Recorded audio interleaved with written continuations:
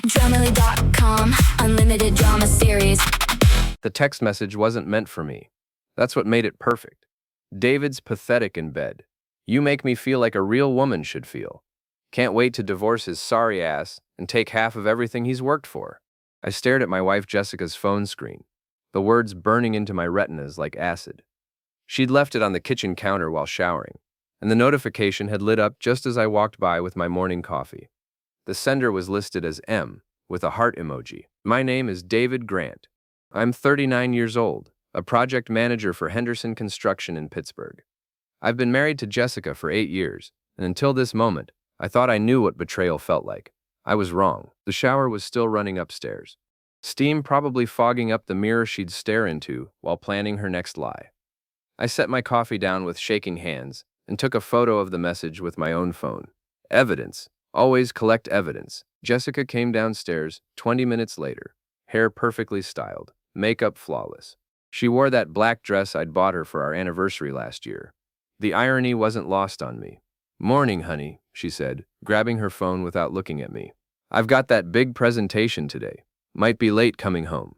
"Another late night at the office?" I asked, keeping my voice steady. "You've had a lot of those lately." She paused, fingers hovering over her phone screen. "It's a demanding job, David. Not everyone can coast by managing construction crews." Coast by, right. Like the 60-hour weeks I pulled to pay for this house, her car, her designer clothes meant nothing. Like the fact that I'd worked my way up from swinging a hammer to running entire projects was somehow less impressive than her human resources position. "Who's M?"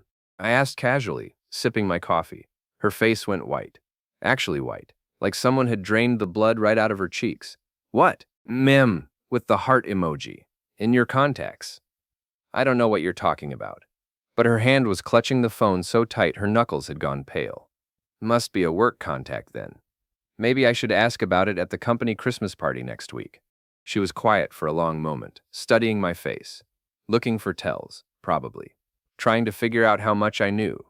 "His name is Mark," she said finally. "Mark Newton. He's my boss." "Your boss sends you heart emojis? It's not what you think." "What do I think, Jessica?" She grabbed her purse and headed for the door. "I don't have time for your paranoid bullshit, David. Some of us have real jobs." The door slammed behind her, rattling the windows. I sat there for another 10 minutes, staring at the photo on my phone. Then I called in sick to work and started planning. Mark Newton had a LinkedIn profile, a Facebook account, and a wife named Linda. He drove a silver BMW, lived in a McMansion in Upper St. Clair, and according to his social media, enjoyed golf, expensive wine, and posting motivational quotes about success. He was also Jessica's supervisor at Meridian Insurance, where she'd worked for 3 years.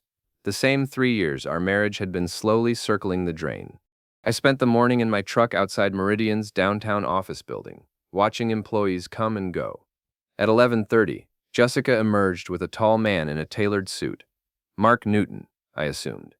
They walked to a coffee shop 3 blocks away, and I followed on foot. The place was crowded enough that I could sit 2 tables away without being noticed.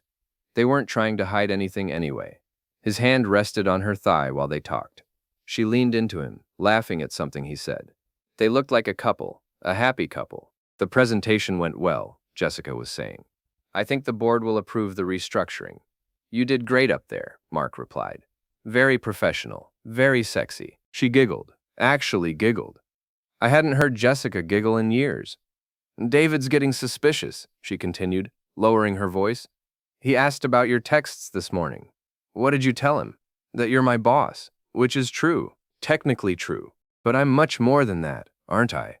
She leaned closer. "Much more. When can we tell Linda? I'm tired of sneaking around." "Soon, after the holidays. I need to talk to my lawyer first. Make sure the divorce doesn't cost me everything." "What about David?" Mark shrugged. "What about him? Guy's a construction worker. He'll find another job, another wife. Guys like that always do. Construction worker, like that was something to be ashamed of, like building things, creating something from nothing, wasn't real work. I left before they did, my hands clenched into fists. But I wasn't angry yet, not really. I was calculating. Eddie Kowalski had been my best friend since high school. We'd served together in Afghanistan, worked construction together when we got back, and he was the best man at my wedding. If anyone would help me figure out my next move, It was Eddie. Jesus Christ, Dave, he said after I showed him the text message photo. We were sitting in Murphy's Tavern, a dive bar near the construction yard where we'd spent countless nights over the years. How long you think this has been going on? At least 6 months, maybe longer.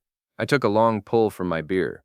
Remember Jessica's girls' nights that started last spring? The weekend work conferences? The new clothes she kept buying? Shit. Yeah, I remember thinking it was weird when she stopped coming to the company barbecues. She said she didn't want to hang around with a bunch of blue-collar wives anymore. Eddie shook his head. So what's the plan? I need more evidence, photos, recordings, something concrete. You thinking divorce? I'm thinking revenge, Eddie grinned. It wasn't a nice grin. Now you're talking my language. The next week, I became a ghost in my own life. I left for work at the usual time, but parked 3 blocks away and walked back to watch the house. Jessica's routine was predictable.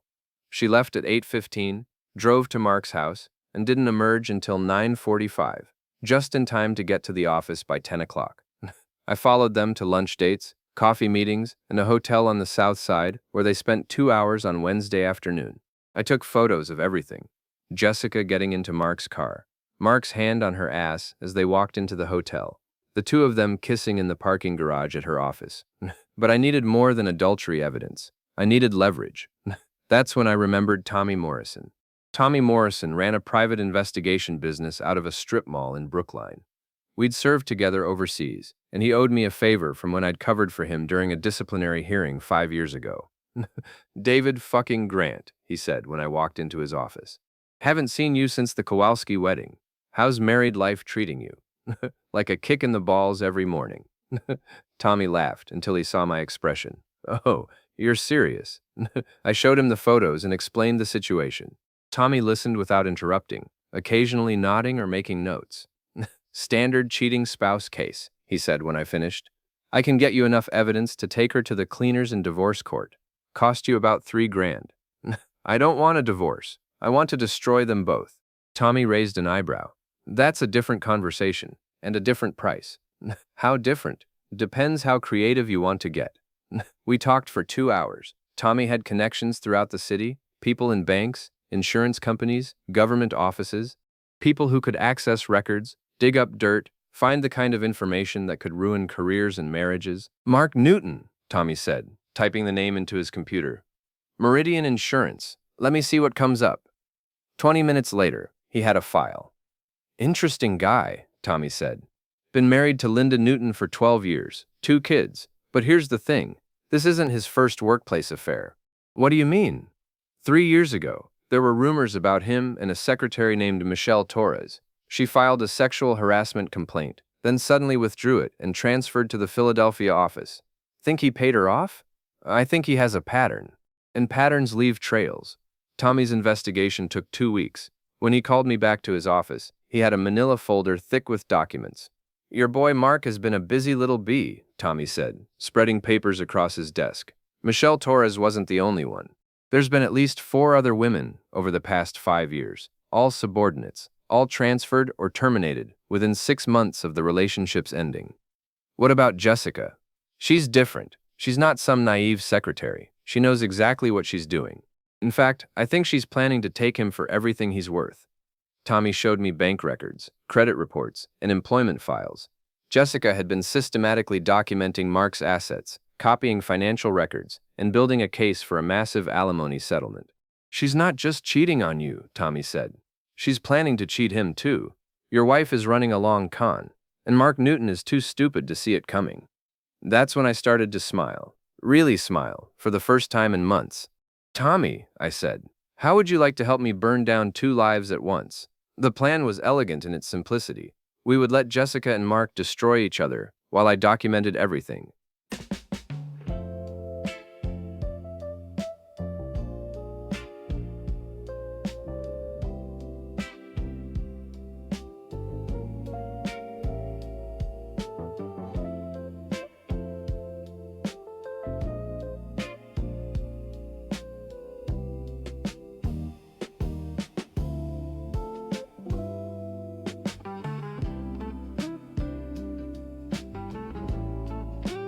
Then, when they were both vulnerable, I would strike. Tommy installed surveillance equipment in my house while Jessica was at work. Cameras in the bedroom, living room, and kitchen. Audio recording devices in her car. A GPS tracker that would show me everywhere she went. This is probably illegal, Tommy warned me. It's my house and my car, I replied. I'm allowed to have security cameras. The recordings were enlightening. Jessica and Mark used my house for their afternoon encounters twice a week, always on days when I was supposed to be working late. They talked freely, assuming they were safe. David's such an idiot, Jessica said during one session. He actually thinks I married him for love. What did you marry him for? Mark asked. Security, a house, someone to pay the bills while I figured out my next move. I always planned to trade up eventually, and I'm trading up. You're a stepping stone. I'll take half of David's assets in the divorce, then half of yours when we split. By the time I'm 40, I'll be set for life. Mark laughed. You're cold, Jessica. I like that about you. Cold gets results. David's too nice, too trusting. He still thinks people are basically good. What happens when he finds out about us? He'll be hurt, he'll cry, and then he'll sign whatever papers I put in front of him. Men like David don't fight. They just accept their fate and move on. I listened to that conversation 3 times, memorizing every word. Jessica had no idea who she was dealing with. Linda Newton was a kindergarten teacher at Sacred Heart Elementary. She was pretty in a wholesome way, with brown hair and kind eyes. She didn't deserve what her husband was doing to her, but she deserved to know the truth. I waited for her in the school parking lot after classes ended on a Friday afternoon. When she approached her car, I got out of my truck and walked over. Mrs. Newton, I'm David Grant. I think we need to talk. She looked confused, but not frightened. Do I know you? My wife works for your husband. Her name is Jessica Grant. The confusion turned to understanding, then to dread. Oh, there's a coffee shop across the street. Could I buy you a cup? There are some things you should know. We sat in a corner booth at Grinder's Coffee, and I showed her the photos. Linda stared at them for a long time without speaking. Her hands were shaking. How long? She asked finally. At least 6 months. Probably longer. I knew something was wrong. He's been distant, working late, taking business trips that didn't make sense. She looked up at me. Why are you telling me this? Because we're both being played, and because I think we can help each other. I explained what I'd learned about Mark's pattern of affairs, about Jessica's plan to take him for everything he was worth. Linda listened without interrupting, occasionally wiping tears from her eyes. What do you want me to do? She asked. Help me gather evidence, real evidence, the kind that will hold up in court and destroy both their careers. Linda was quiet for a long moment. Then she straightened her shoulders and looked me in the eye. What's the first step? Linda Newton was smarter than her husband gave her credit for. She had access to his home office, his computer, his phone records. More importantly, she had 12 years of marriage and knew all his passwords. Mark thinks I'm just a simple teacher, she told me during one of our planning sessions. He has no idea I have a master's degree in business administration. I gave up my career to raise our children, but I never stopped paying attention. We met twice a week at different coffee shops around the city. Linda would bring copies of Mark's financial records, email printouts, and phone bills. I would share the audio recordings from my house and the surveillance photos Tommy had taken. The picture that emerged was devastating. Mark had been embezzling money from Meridian Insurance for years, skimming from client accounts and falsifying reports. He used the money to fund his lifestyle and pay off his previous mistresses. He's been stealing from his own company, Linda said, showing me bank statements. Look at these deposits. They don't match his salary. Can you prove it? I already am. I've been copying everything for months. I suspected he was having an affair, but I thought he might also be hiding assets. Turns out I was right about both. Jessica, meanwhile, was building her own case against Mark. She'd been photographing documents, copying files, and recording their conversations.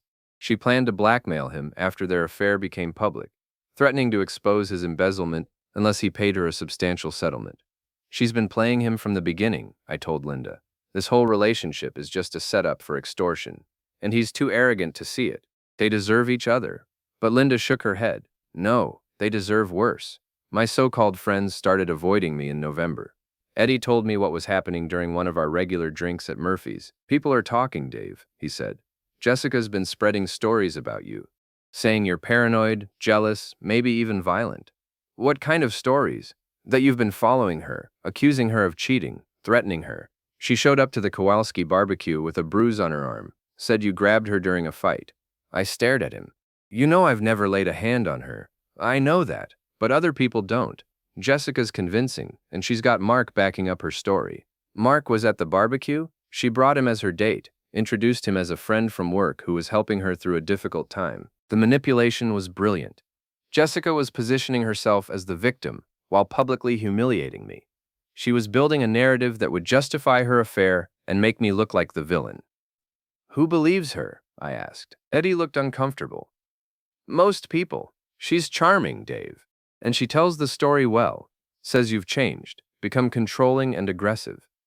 People remember how you were when you came back from Afghanistan, the anger issues you worked through. That was 10 years ago. I know, but people remember. The next week, I got a call from my supervisor at Henderson Construction. Dave, we need to talk, Jim Henderson said. There's been a complaint filed against you. I sat in his office while he explained that Jessica had contacted the I deleted her number! You deleted it? She tagged you in a photo an hour ago. My everything thing with a... Watch more on Grammarly.com. company, claiming I was using work resources to stalk her. She'd provided photos of my truck parked near her office building, and testimony from witnesses who'd seen me following her. Is this true? Jim asked. I've been investigating my wife's affair, I said. Everything I've done has been legal. That may be, but it's creating problems. The client on the Shady Side project is nervous about having someone with domestic issues managing their job. I'm going to have to reassign you. The demotion came with a pay cut and a black mark on my record. More importantly, it signaled to everyone in the construction community that I was damaged goods. My friends stopped calling. Invitations to social events dried up. When I walked into Murphy's Tavern, conversations stopped and people found reasons to leave. Jessica had effectively isolated me from my entire social circle. The breaking point came at Mike Sullivan's wedding reception in December. Mike had been part of our group since college, and despite everything, he'd invited both Jessica and me to the celebration. I arrived alone and found a table in the back of the reception hall. Jessica was there with Mark, playing the role of the wronged wife seeking comfort from a supportive friend. They worked the room together, accepting sympathy and spreading their version of events. I watched them for an hour, drinking whiskey and listening to people I'd known for years discuss what a shame it was that David Grant had become so unstable. It's really sad, I heard Carol Kowalski tell another woman. Jessica says he's been stalking her, making threats. She's afraid to be alone with him. I always thought he seemed angry, the other woman replied. You know how some of these military guys are, PTSD and all that. That's when Eddie approached my table. He looked uncomfortable, like he was about to deliver bad news. Hey, Dave. How you holding up? Been better. Listen, man, maybe you should go. People are talking, and with Jessica here, this is Mike's wedding. I'm not going anywhere. Eddie sat down. Look, I know this whole situation is fucked up, but you're making it worse by being here. People are scared of you. Scared of what? That I might tell them the truth? The truth according to who? You've been acting crazy, Dave. Following Jessica around, taking pictures, making accusations. Even if you're right about the affair, the way you're handling it makes you look like the bad guy. Before I could respond, Mark Newton appeared at our table. He was drunk and confident, probably thinking he had the entire room on his side. David, he said, putting a hand on my shoulder. I think we should talk. I looked at his hand until he removed it. I don't think we have anything to discuss. I think we do. This situation with Jessica has gotten out of hand. She's a good woman going through a difficult time, and your behavior is making everything worse. My behavior? The stalking, the threats, the paranoid accusations. It needs to stop. I stood up slowly, aware that the entire reception was watching us. You're right, Mark. It does need to stop. Good. I'm glad you're being reasonable. The lying needs to stop. The manipulation needs to stop. And the fucking in my bed needs to stop. The room went silent.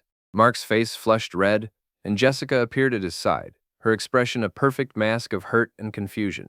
David, please, she said. You're embarrassing yourself. Am I? Let me tell you what's embarrassing, Jessica. What's embarrassing is finding out your wife of 8 years has been screwing her boss in your house while you're at work. What's embarrassing is discovering she married you as a stepping stone to something better. What's embarrassing is realizing that everyone in this room believes her lies instead of asking for the truth. "You're drunk," Mark said, "and you're making wild accusations." I reached into my jacket and pulled out my phone. With a few taps, I connected to the reception hall's sound system, a trick Tommy had taught me. "Let's hear what wild accusations sound like," I said. Jessica's voice filled the room, crystal clear through the speakers. "David's such an idiot. He actually thinks I married him for love." The room erupted. People started shouting, some at me, some at Jessica. Mark lunged forward, trying to grab my phone, but I was ready for him. The punch caught him square in the jaw and dropped him to the floor. It felt better than I'd expected. "That's for fucking my wife in my house," I said. Then I turned to address the room. "Anyone else want to tell me I'm being paranoid?" The assault charge was dropped when the wedding videographer provided footage showing Mark attacking me first, but the damage to my reputation was complete. Henderson Construction let me go the following Monday, citing the incident as grounds for termination. Jessica filed for divorce and a restraining order on the same day. She claimed I was dangerous and unstable, a threat to her safety. The order was granted based on her testimony about the wedding reception fight. I was officially radioactive. No construction company in Pittsburgh would hire me. My friends avoided me. Even Eddie stopped returning my calls. But Linda Newton and I kept working. "They think they've won," she told me during one of our clandestine meetings. "Mark came home bragging about how he'd handled you at the wedding. Jessica's been calling him a hero. Let them celebrate. It'll make the fall harder." We'd spent months gathering evidence, and now we had enough to destroy both of them. Bank records proving Mark's embezzlement, audio recordings of Jessica's extortion plans, photos documenting their affair and their conspiracy to frame me as an abuser. More importantly, we'd discovered something neither of them knew. Meridian Insurance had been conducting an internal investigation into missing funds for 6 months. They were close to discovering Mark's theft, and when they did, both he and Jessica would be implicated.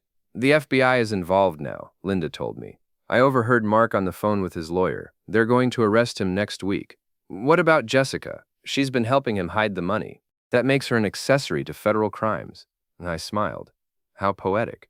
"Nuff. Naiwine Compton." The arrests happened on a Tuesday morning. Mark was taken into custody at his office, led out in handcuffs while his colleagues watched. Jessica was arrested at our house, the house I was legally prohibited from entering due to the restraining order. The local news picked up the story that evening. Insurance executive and employee charged in embezzlement scheme. The reporter stood outside Meridian's downtown office, explaining how Mark Newton and Jessica Grant had allegedly stolen more than $400,000 from client accounts over a 3-year period. But that was just the beginning.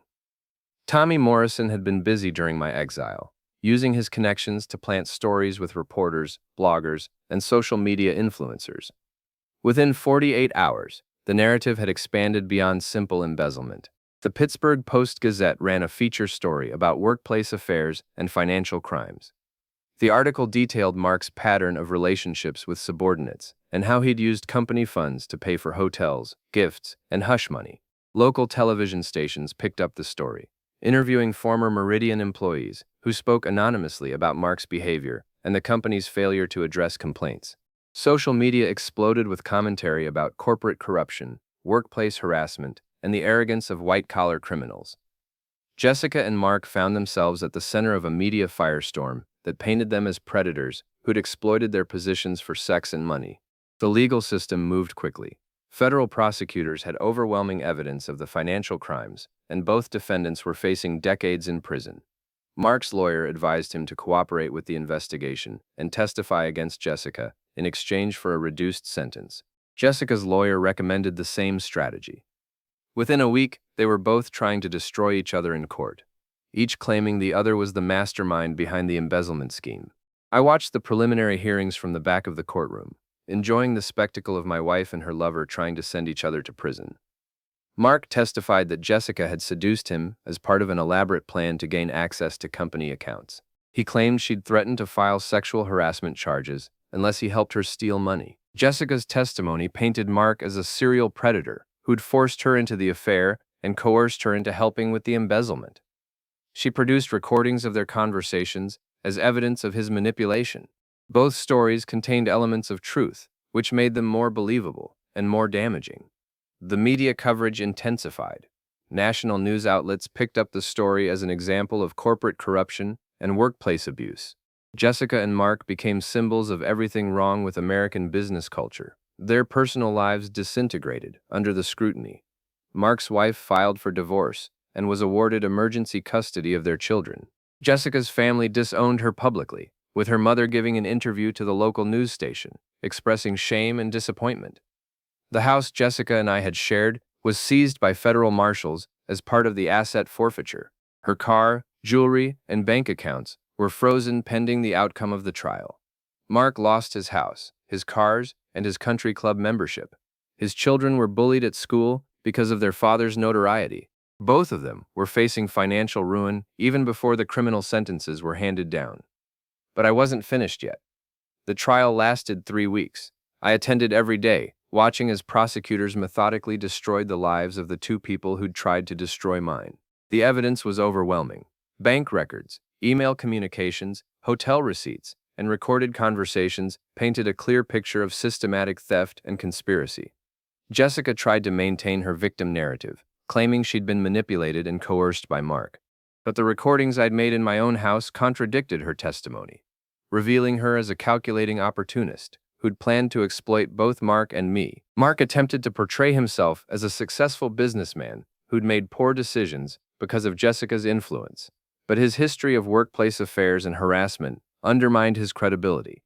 The jury deliberated for less than 4 hours, guilty on all counts. Mark was sentenced to 12 years in federal prison and ordered to pay $800,000 in restitution. Jessica received 8 years and a $500,000 fine. As they were led away in shackles, I felt a satisfaction deeper than anything I'd experienced in years. But the best was yet to come. 6 months after the sentencing, I held a press conference outside the federal courthouse. Local media attended, expecting a statement about closure or forgiveness from the wronged husband. Instead, I told them the real story. "My name is David Grant," I began, "and I want to set the record straight about what really happened in this case." I explained how Jessica and Mark had conspired not only to embezzle money, but to frame me as an abusive husband. I played recordings of their conversations, showed photographs of their planning sessions, and detailed their systematic campaign to isolate me from friends and family. "They didn't just steal money," I said. "They tried to steal my reputation, my livelihood, and my sanity. They wanted to destroy me so completely that no one would believe me when I exposed their crimes." The reporters were riveted. This was a better story than simple embezzlement. This was a tale of manipulation, gaslighting, and ultimate justice. I revealed that I'd been working with Linda Newton for months to gather evidence, that we'd fed information to federal investigators, and that we'd orchestrated much of the media coverage that had made Jessica and Mark into national symbols of corruption. Every article, every news report, every social media post that destroyed their reputations, we planned it all, I said. They thought they were smart enough to manipulate everyone around them. They forgot that some people are smarter. The revelation created another media sensation. The story of my methodical revenge became a case study in strategic planning and patient execution. Jessica and Mark, already serving their sentences, watched from prison as their final humiliation played out on national television. Linda Newton and I were married 2 years later in a small ceremony attended by our closest friends and family. The media called it a revenge romance, but it was really something much simpler. Two people who'd been betrayed, finding trust and love with each other. I started my own construction company using the settlement money from my wrongful termination lawsuit against Henderson Construction. Linda returned to school and earned her real estate license. Together, we built a successful business renovating and flipping houses in Pittsburgh's emerging neighborhoods. The friends who'd abandoned me during Jessica's campaign of lies slowly tried to reconnect, but I wasn't interested in rebuilding those relationships. I'd learned the difference between fair-weather friends and people who truly knew my character.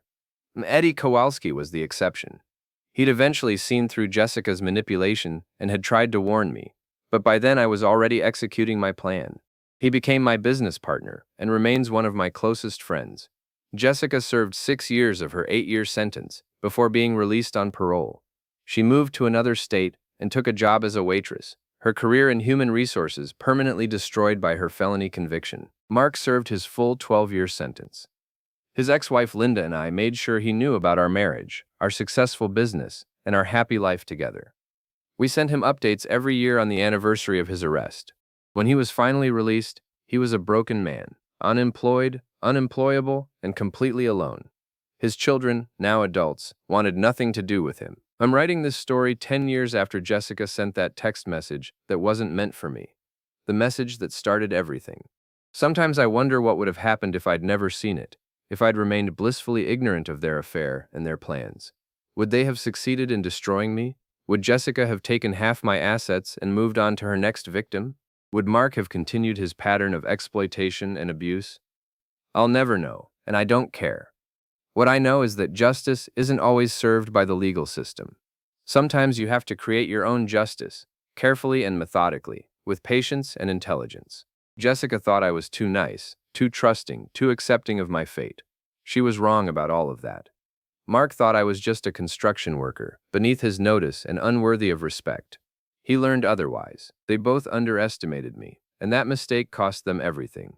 I'm not the same man I was 10 years ago. I'm harder, more calculating, less trusting. Some people might say that's a loss, that Jessica and Mark's betrayal changed me for the worse. But I prefer to think of it as evolution. I learned to see people as they really are, instead of as I wanted them to be. I learned that sometimes the only way to deal with predators is to become a better predator yourself. Linda and I are happy. Our business is thriving. We have 2 children and a beautiful home in one of Pittsburgh's best neighborhoods. Jessica is alone, working for minimum wage plus tips, living in a studio apartment in a city where nobody knows her story. Mark is alone, unemployable, surviving on Social Security and food stamps. They got exactly what they deserved, and I got exactly what I wanted. Perfect, complete, devastating revenge. Justice served cold, methodically planned, and flawlessly executed. Some people might call me vindictive or cruel. They're probably right. But I call it even.